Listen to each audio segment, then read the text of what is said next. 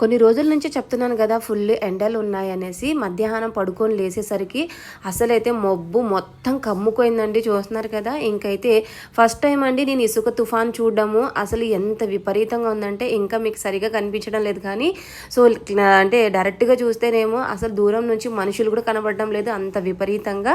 So evening మా వారికి duty ఉన్నందుకు అందులో ఇంకా ఇంట్లో కూడా లైట్ కూడా పోయింది. సరే ఇంకా వాళ్ళ ఇంటికి వెళ్దాం పదండి అంటే మా ఫ్రెండ్ వాళ్ళ ఇంటికి దగ్గర మమ్మల్ని డ్రాప్ చేసి మా వారైతే డ్యూటీకి అయితే వెళ్ళిపోయారనమాట. ఇంకా నైట్ అంతా లైట్ లేదు, ఒక 2-3 గంటల వరకు లైట్ రాలేదు. ఆ తర్వాత అయితే లైట్ అయితే వచ్చేసరికి ఇంట్లోకి అయితే వెళ్ళిపోయాము. మబ్బులు విపరీతమైన అయితే ఉరుములు అయితే ఎక్కడ పడిపోతాయా అని భయం వేసింది. బయట నుంచి మట్టి స్మెల్ వస్తుంటే ఏంటబ్బా అని బయటకు వచ్చి చూసేసరికి ఫుల్గా వర్షం పడుతుంది. అప్పుడు అంటే లైట్గా లేండి.